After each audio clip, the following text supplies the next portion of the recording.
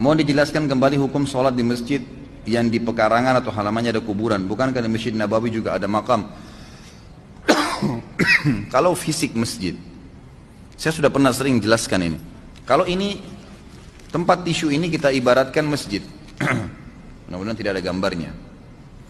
Jadi ini masjid, ini yang dipakai sholat 5 waktu. Ya. Sholat 5 waktu, sholat Jumat, pokoknya ini yang dipakai. Ternyata di luarnya, di depannya kah, di sampingnya kah, di belakangnya kah ada kuburan. Sahkah sholat di sini? Sah. Karena itu bukan tempat sholat itu. Itu bukan tempat sholat. Kalau ini masjid, di dalamnya ada kuburan, nah itu yang jadi baru masalah. Gitu kan?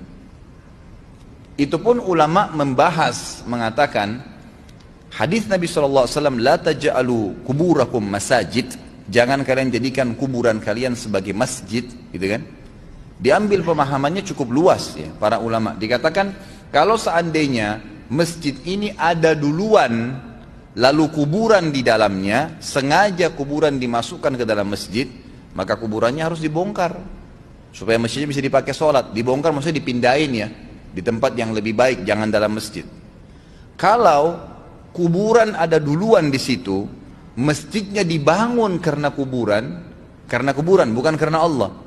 Masjidnya harus dibongkar, kan gitu. Baik, bagaimana dengan kasus Masjid Nabawi? Masjid Nabawi, masjid yang memang dasarnya pisah dengan kuburan Nabi SAW, pisah, nggak satu kan dulu.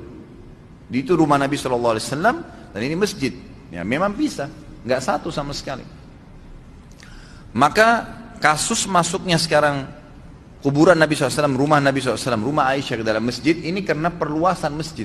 Dan karena ini masjid memang adalah salah satu masjid yang akan didatangi sampai hari kiamat oleh kaum muslimin, maka karena perluasan wilayah tidak memungkinkan lagi ke arah rumah Nabi SAW, gitu kan? Nggak bisa kalau diluasin masjid tidak masuk dalam masjid karena memang ke arah sana itu sudah ada kuburan baqi, kuburan masyarakat umumnya. Maka terpaksa dia masuk ke dalam masjid. Ulama mengatakan ini dikecualikan karena kuburan Nabi SAW beda dengan kuburan umumnya orang, gitu kan? Itu yang dimaksud. Gitu. Walaupun ada sekarang sebagian ulama mengatakan memberikan saran kepada kerajaan Saudi agar dikeluarkan dari masjid Nabi SAW. Artinya dipisahin seperti zaman Nabi dulu, ada pintunya sendiri. Tapi ini juga mengharuskan ada luas lagi pekarangan di mana orang bisa datang untuk ziarah kuburan itu. Itu butuh manajemen baru lagi. Sementara dari zaman Khilafah Umayyah, ya, jadi sudah lama nih, tahun awal-awal abad Islam yang masih hidup Imam 4, gitu kan? Itu memang masjid rumah Nabi SAW sudah mulai dimasukkan ke dalam masjid dan mereka masih belum mengeluarkan fatwa tentang masalah itu. Sampailah kepada kita sampai hari ini masih seperti itu. Tapi ini yang saya fahamin kata para ulama dikecualikan karena memang Masjid Nabawi, bukan masjid umumnya, gitu kan? Kalau masjid selain ini, selain kuburan Nabi SAW dimasukkan dalam larangan itu. Allahu a'lam.